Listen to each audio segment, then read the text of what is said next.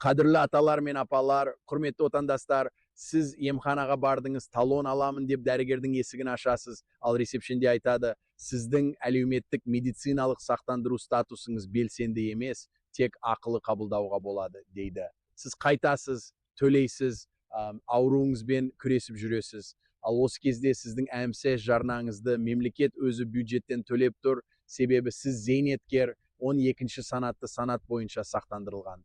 Демек мәселе тек техникалық қатеде, жүйеде, ақпаратта, ал сіз төлем жасап, артық ақшаны жоғалтасыз. 2026 жылдан бастап әлеуметтік медициналық сақтандыру жүйесінде үлкен өзгерістер болды.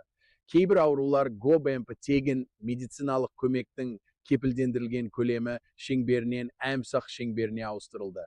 Егер әмсақ жарнаңыз жоқ болса, тек жедел жәрдем, әлеуметтік маңызды аурулар, вакцинация сияқты базалық қызмет тегін.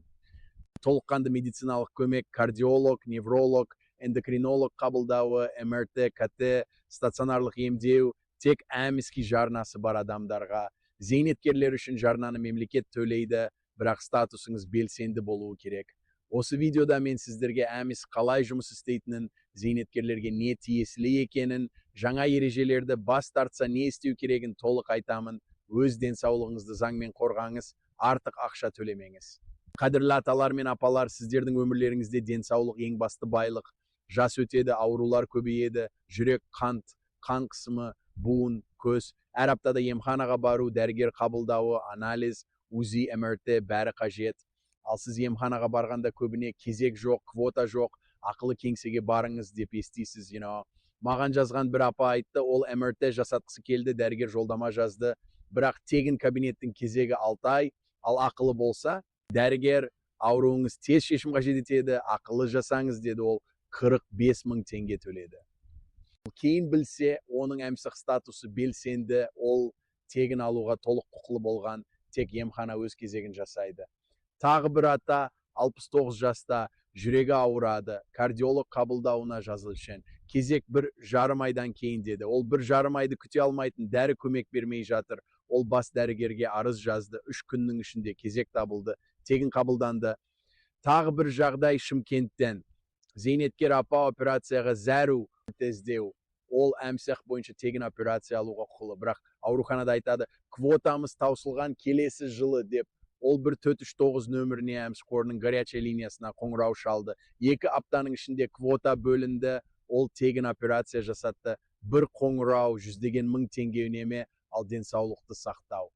Тағы бір жағдай Қарағанды облысынан жазған ата. Ол 67 жаста, жүректе миокард инфарктісінен кейін ай сайын кардиолог қабылдауы қажет. Әр 3 ай сайын эхокардиография. Ол бірнеше рет ақылы жасатты. Барлық соманы есептеп көрсе, 1,5 миллион теңге шамасында артық кетіпті.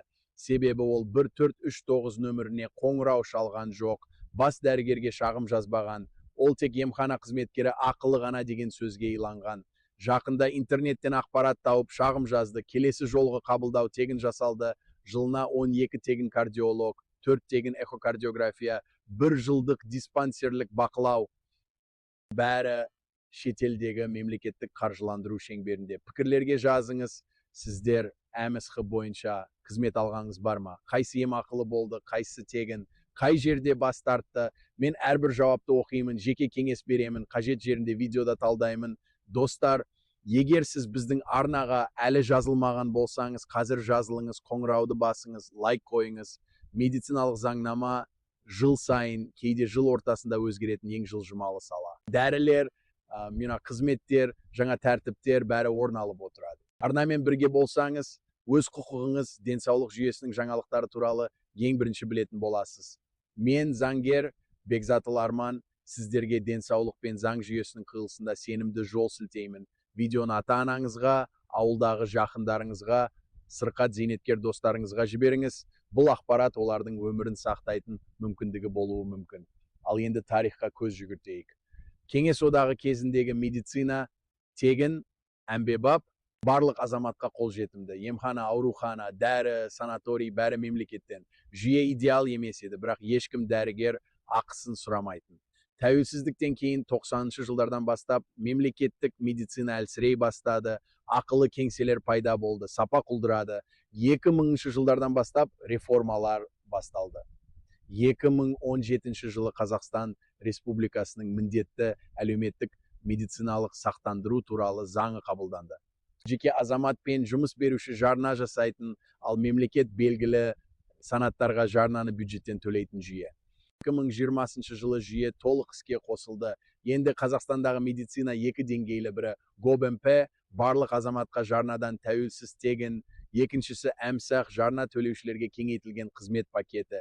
Зейнеткерлер әмсақ жарнасын мемлекеттен төлеп берген 12 санатқа жатады, яғни ешқандай өз ақшаңыздан төлемейсіз. 2026 жылдан маңызды өзгерістер енгізілді. Бірқатар қызметтер ГОБМП-дан әмсаққа ауыстырылды. Оналық маңызды аурулар: туберкулез, АИТФ жетіспеушілік, онкология, психикалық аурулар, жедел жәрдем барлығы ГОБМП-да қалды. Дәрі-дәрмектер қосылған құн салығынан босатылды. Мемлекет жүйені күшейту, халықтың қол жеткізімділігін жақсарту бағытында жұмыс істеп жатыр. 2026 жылы әмсақ жарна мөлшерлемелері де жаңартылды. Жалдамалы жұмысшылар өздерінің жалақысынан 1% жарна төлейді. Берушілер қосымша 3% төлейді. Жеке кәсіпкер мен өзін-өзі жұмыспен қамтығандар есептік көрсеткішке байланысты шамамен 5%. Ал зейнеткерлер, мүгедектер, балалар, жүкті әйелдер, бала күтіміндегілер, көп балалы аналар, студенттер, жұмыссыздар, осы 14 санат мемлекет есебінен сақтандырылған, яғни ешкім олардан 1 теңге жарна алмайды. Зейнеткерлер 12 санатқа жатады. Сіздің әмсақ жарнаңызды мемлекет ай сайын автоматты аударады, бірақ кейде жүйеде қате болады, соны тексеру керек. Мемлекет бюджетінің осы мақсатқа жыл сайын 150 миллиард теңгеден асатын қаржы бөлінеді. 12 санат шеңберінде шамамен 4 миллион адам сақтандырылған. Оған зейнеткерлер, балалар, мүгедектер, көп балалы аналар енеді. Бұл мемлекеттің халыққа жасайтын ең ірі әлеуметтік инвестициясы. Оны толық пайдалану әр азаматтың құқығы. Тағы бір өзекті мәселе шетелдегі емдеу. Ауыр онкологиялық аурулар, күрделі жүрек хирургиясы, органды ауыстыру сияқты жағдайларда Қазақстанда мүмкіндік жеткіліксіз шетелге жіберу керек. Мұндай жағдайда денсаулық сақтау министрлігінің арнайы комиссиясы шешеді, әмс қоры және мемлекеттік бюджет емдеу шығындарын толық немесе ішінара өтейді. Енді заңның мәніне көшейік. Әмс бойынша зейнеткерлерге не тиесілі? Біріншіден, амбулаториялық емханалық көмек, учаскелік терапевт, кардиолог, невролог, эндокринолог, оториноларинголог, уролог, гинеколог, офтальмолог, травматолог, хирург қабылдаулары. Екіншіден, диагностика, жалпы анализдер, қан биохимия, УЗИ, рентген, ЭКГ, эхокардиография, МРТ, компьютерлік томография, бәрі дәрігер жолдамасы болса тегін. Үшіншіден, стационарлық емдеу, пневмония, инсульт, инфаркт, гипертониялық криз, ауыр түрдегі диабет операциялар. Төртіншіден, жоғары технологиялы медициналық қызметтер, эндопротездеу, жүрек хирургиясы, онкологиялық операциялар. Бесіншіден, оңалту, яғни реабилитация, инсульт, инфаркттен кейін опырылған сынуынан кейін. Алтыншыдан, паллиативтік көмек ауыр науқастар үшін. ГОБМП шеңберінде бәріне тегін қалатын қызметтер, жедел жәрдем тәулік бойы, әр жерде туберкулез, АИТВ жетіспеушілік, С гепатиті, онкология емдеу және дәрі-дәрмек толық қамтамасыз ету, психиатриялық аурулар, балалар мен ересектерге вакцинация, корона, грипп, столбняк, гепатит, жүкті әйелдер мен ана балалар бағдарламасы. Сондай-ақ ГОБМП шеңберінде жалғыз және көп балалы аналарға арнайы бағдарламалар, мектеп жасына дейінгі балалардың жоспарлы тексерулері, жаңа туған нәрестелердің вакцинациясы мен скринингі барлығы тегін. Бұл жүйе әлеуметтік жауапкершіліктің негізі. 2026 жылдан маңызды жаңалық: ГОБМП мен әмсақ шеңберіндегі дәрі-дәрмектер 16%-қа астам босатылды. Бұл бағаны тікелей арзандатады. Бірқатар тар маман қабылдаулары мен диагностикалық зерттеулер ГОБМП-дан әмсқа ауыстырылды. Яғни енді тек жарна төлегендерге тегін. Ал зейнеткерлерге бұл алаңдаушылықтың себебі болмауы керек, себебі мемлекет олардың жарнасын өзі төлейді. Бірақ маңызды шарт, әмсқ статусыңыз белсенді болуы керек. Статус белсенді емес болса, мемлекеттік жарнада жүйелік қате бар деген сөз. Соңға барып, зейнеткер куәлігі мен бейжізік анықтамасын көрсетіп, жарна мәліметінің жаңаруын талап ету керек. Тағы бір маңызды мәлімет, әмс жүйесінде айлық шек бар. әр адамға мемлекет белгілі медициналық қызметті белгілі мөлшерде қамтамасыз етеді. Жылдық мөлшер шамамен 82 аектен 100 аек аралығында сіздің аймағыңызға байланысты. Бұл мөлшерден асатын аса күрделі операциялар үшін арнайы комиссия шешімімен қосымша квота бөлінеді. Ал жедел жағдайда ешқандай шек жоқ, өмір сақтау бірінші кезекте. Тағы бір маңызды мүмкіндік санаторийге жіберілу. АМСК жарнасы бар зейнеткер созылмалы аурулар кезінде дәрігер қорытындысымен санаторийлік емдеуге жолдама ала алады. Жылына бір рет Сарыағаш, Корған, Щучинск, Алакөл сияқты мемлекеттік санаторийлерде тегін немесе жеңілдікті емделу бұл кезек бойынша бөлінеді. Ерте жылы жазылу керек. Сондай-ақ АМС шеңберінде тіс дәрігері қызметтерінің бір бөлігі тегін. Жылына бір рет профилактикалық тексеру, шығарту, тіс жеңіл емдеу, ал протездеу мен күрделі емдеу ақылы немесе жеке сақтандыру шеңберінде. Ал енді қадамдық нұсқаулыққа көшейік. Бірінші қадам АМС статусыңызды тексеріңіз. egov.kz порталына кіріңіз, АМС сақтандыру статусын тексеру қызметін таңдаңыз. Немесе FSMS қоры fms.kz сайтында бөлек қызмет бар. Статус белсенді барлық қызметтерге тегін қол жеткізу бар дегенді білдіреді. Белсенді емес, жарна жаңартылмаған шұғыл түзету қажет. Екінші қадам емханаға тіркеліңіз. Тегін қызметтерді алу үшін міндетті шарт тұрғылықты жер бойынша мемлекеттік емханада тіркелу Gov порталы арқылы немесе емханаға жеке барып жасалады. Жыл сайын емхана таңдауды өзгертуге болады. Сіздің аймақтағы бірнеше мемлекеттік емхана ішінен ең жақсысын таңдаңыз. Үшінші қадам дәрігерге жүгініп тегін қызмет талап етіңіз. Учаскелік дәрігерге жазылу АМСК бойынша тегін 10 минут ішінде емхана ресепшенде немесе e-gov арқылы тар маманға учаскелік дәрігердің жолдамасы негізінде солда тегін МРТ, КТ, қан биохимия дәрігердің жолдамасымен тегін. Кейде кезек болады 1 ай, 1,5 ай. Шұғыл қажет болса бас дәрігердің атына жазбаша арыз жазыңыз, шешімді жеделдетуді талап етіңіз. Төртінші қадам кезек жоқ немесе квота жоқ десе шағымданыңыз. Бас дәрігерге жазбаша шағым 2 данада мөртабан қойғызыңыз. Ол жауап бермесе немесе бас тартса 1439 нөміріне АМС қорының горячая линиясына қоңырау шалыңыз. Тәулік бойы жұмыс істейді. Денсаулық сақтау басқармасы қалалық облыстық басшылығына жазбаша шағым. Денсаулық министрлігінің 1409 қоңырау орталығы да бар. Бесінші қадам ақылы қызмет ұсынса бас тартуға құқығыңыз бар. Егер АМС статусыңыз белсенді, дәрігер немесе емхана әкімшілігі сізді ақылы қызметке итермелеуі заңсыз. Бас тарту құжатын сұраңыз. Егер берсе, оны шағым құжаттарыңызға қосыңыз. Бұл сіздің дәлеліңіз. Сотқа да жүгінуге құқық бар, моралдық зиян, ақшаны қайтару талап етуге болады.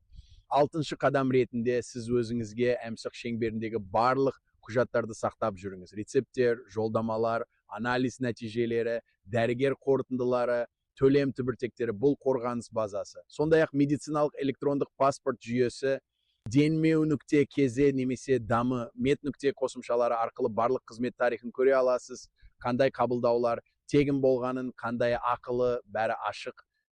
Сонымен бірге барлық қызмет үшін электронды талон жүйесі енгізілген. Сіз өзіңіз дәрігерге қашан, қай күнге жазылу керегін таңдайсыз, емхана, ресепшен кезегі азаяды. Бұл әсіресе қалалы зейнеткерлерге үлкен жеңілдік. Ауылдық зейнеткерлерге медицинаны жақындату үшін мобильді медициналық бригадалар жүреді, ауылдарды аралап, тексеру жасайды, дәрі жазады, қажет адамды ауруханаға жеткізеді. Бұл қосымшаларды телефоныңызға жүктеп алыңыз, балаларыңыз орнатып берсін, олар сізге талон алу, рецепт қайта ашу, анализ нәтижелерін көру мүмкіндіктерін береді. Қадірлі аталар мен апалар, құрметті отандастар, бүгін біз әлеуметтік медициналық сақтандыру жүйесін толық талдадық. Қорытындылайық. Біріншіден АМС жарнасын зейнеткерлер үшін мемлекет төлейді. 12-ші санат бойынша сіздер өз ақшаңыздан ештеңе төлемейсіздер. Екіншіден белсенді болу шарт, айына бір рет тексеру ең дұрыс әдет. Үшіншіден 2026 жылдан бір қатар қызметтер GoBMP-дан АМС-ға ауыстырылды. Бірақ зейнеткерлерге бәрі тегін қалды, себебі мемлекет жарнаны төлейді. Төртіншіден, GoBMP шеңберінде жедел жәрдем, туберкулез, АИТВ, онкология, психиатрия, вакцинация барлық азаматқа тегін қалады. Бесіншіден, шағым жолдары ашық. Бас дәрігер, денсаулық басқармасы, 1439, 1409 прокуратура, сот. Сіздерден сұрайын, сіздің әмса статусыңыз белсенді ме?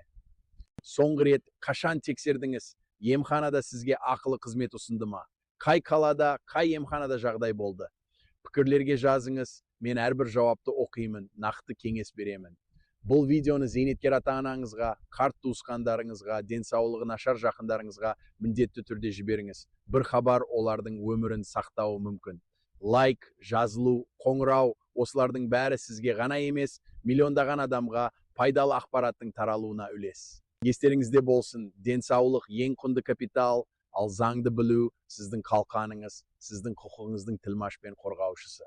Маған жиі сұрақ түседі, мен әмс статусын тексердім, белсенді емес, не істеу керек? Жауап, сонға бару, зейнеткер куәлігі, жеке куәлік, БЖЗ анықтамасы, бұл құжаттармен жаңарту сұрайсыз. Жүйеде мемлекеттік жарна расталады, 7-10 күн ішінде статус белсенді болып өзгереді. Осыдан кейін барлық тегін қызметке құқығыңыз ашылады. Тағы бір жиі сұрақ, мен қайтыр келдім, әмста статус сақталады ма? Бұл бір бірыңғай жүйе. Мен сіздің заңгеріңіз Бекзатұлы Арман, әрдайым сіздің жағыңыздамын. Келесі видеода кездескенше аман сау болыңыздар, денсаулықтарыңыз жол берсін, өмірлеріңіз ұзақ, жайлы, қайғысыз болсын, немерелеріңіз бен балаларыңыздың қуанышын көріп жүріңіздер, рухани тыныштық бәрімізге берілсін. Аман болыңыздар, денсаулықтарыңыз мықты болсын, бұл менің ең жылы тілегім. Келесі кездесуге дейін, қадірлі досым. Есікшелер ашылған жерден көмек аласыз, әр сауалыңызға жауап табылады, құқығыңыз заң арқылы қорғалған, сіздер жалғыз емес.